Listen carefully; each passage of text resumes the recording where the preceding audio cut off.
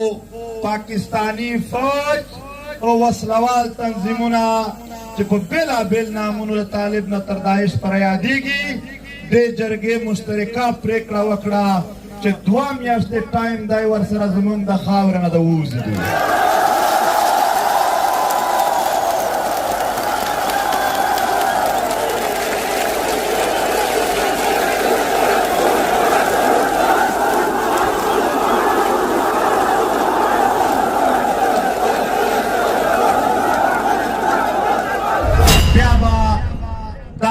پښتون د خپل شناخت کارت مطابق نو اعلان کوي کېدای شي ټولې ورواپس کړي.